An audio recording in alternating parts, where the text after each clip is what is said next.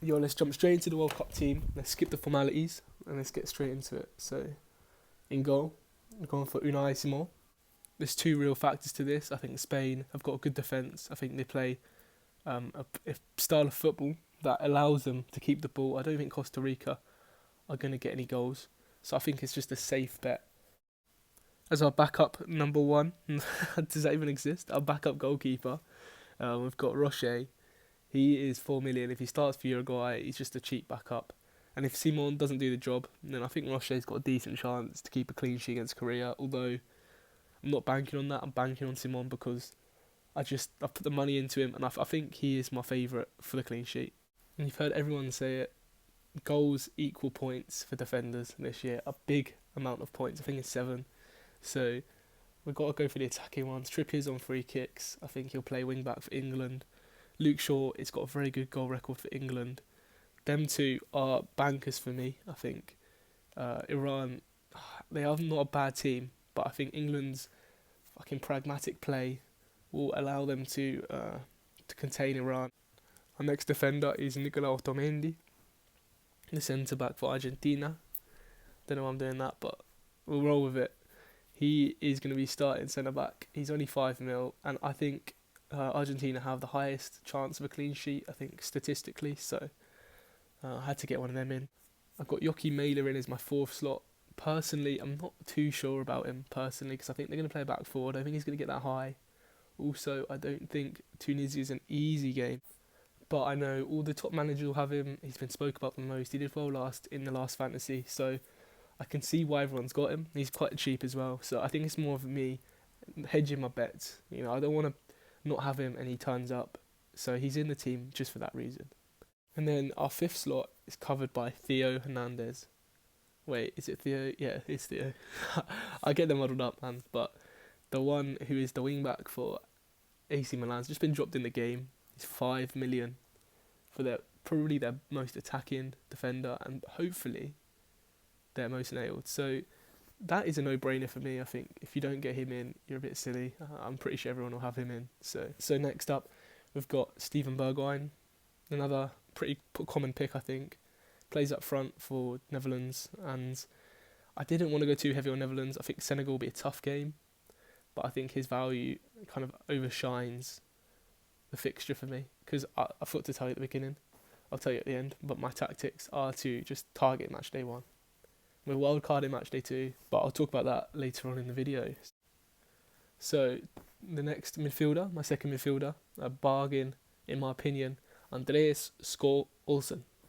That's definitely not how you say it, but we're going in for I don't know what accent that was, but we're mixing up the accents today. He is 6 million.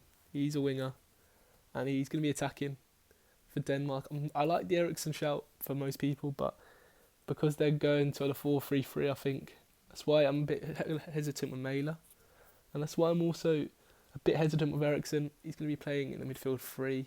Probably will be the most advanced, obviously, but I think with the 3 in front of him, he'll have a little bit more defensive responsibility. So I'm going to back in Andreas Skålsen, and we'll see what he can do. He's tearing it up in the league, and I think they needed a bit of that.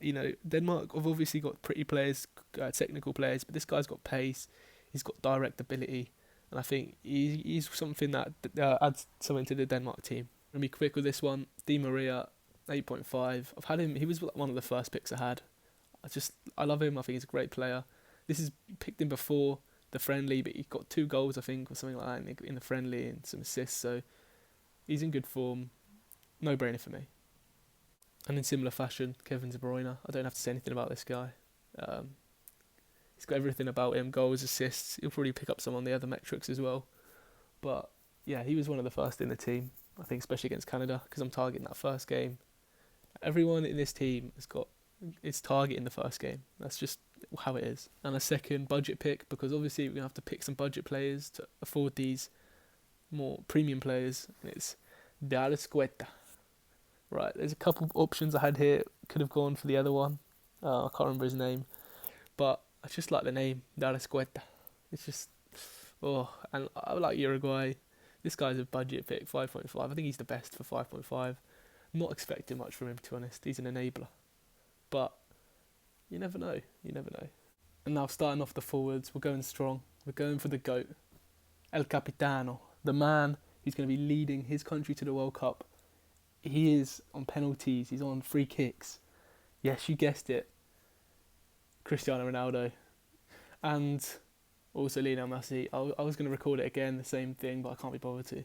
But both of them, I just think, like, you can't bet against the man. Ronaldo's so clutch. In the World Cup, and no one's got Ronaldo, man. He's low ownership by the top players. He's on penalties. He's going to be on free kicks. He's going to be shooting shit tons. Everything's going to go through him. Like, that's Portugal's style. Give it to Ronaldo. If you watch them play, they just try to feed him. Crosses from Cancelo, Nuno Mendes.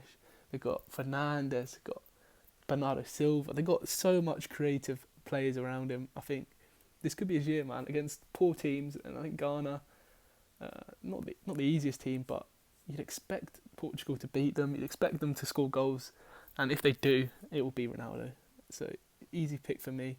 Messi as well. Like, they kind of go hand in hand, I think. Obviously, Messi's slightly less of a focal point, but he's so involved. He gets all the goals and assists. I think them two were no-brainers. And then, thirdly, we have Richarlison, who, obviously, I prefer Neymar, but for 3 million less, I'm not against Richarlison. He's not on penalties or free kicks like Neymar, which is obviously the downside, but I think his goal output will be very similar because he plays higher up. He's the focal point. He's the number 9. And also, I think they're going to struggle against Serbia. So, I was a bit reluctant to spend too much money on Brazil. I think Serbia could cause an upset. You're probably thinking, where's Mbappe? Well, he's my 12th man. I think I'm going to play 12th man early doors. I think there's so many good fixtures. I want to just utilise it. And then we're wildcarding game week 2, which sounds crazy. I'm saving my power captain until right late on when everyone plays on the same day, because you can kind of move your captains around quite a lot early doors. I don't think it's worth the power captain boost, in my opinion. Personally, I think it's better when there's less games, because then you can't move the captain. That's my perspective on things. And yeah, when a wild card in game week 2, I'm going to have in the back of my head who could be rested for game week 3. I know that's just a weird way of thinking about it, but like, I'm expecting either Serbia or Brazil will win. The other one will have easy games. Same with Netherlands and Senegal. So I'm going to have a lot of them. And yeah, we'll just see how it goes, man. You know, if you don't like the strategy, do your own strategy. But this is the way I'm going to approach it. I'm going to try and be a little bit different. I feel like you've got to do something different to get the edge. And I think targeting game week 1 and game week 2 fully, just to get that lead. Game week 3 is a lottery anyway, so we could do well then. We could not. No one really knows. I don't think there's as much rotation as people think as well, so I'm going to keep that in the back of my mind as well. And then just hope that I can predict the predictable round of 16. Hopefully the big dogs go through. I think Brazil and Argentina look so good, so I'm probably just going to stack up on them and then sprinkle in the rest. That's the plan. Hope you guys enjoyed. Stick around. I probably won't make a video in another year or so, but peace.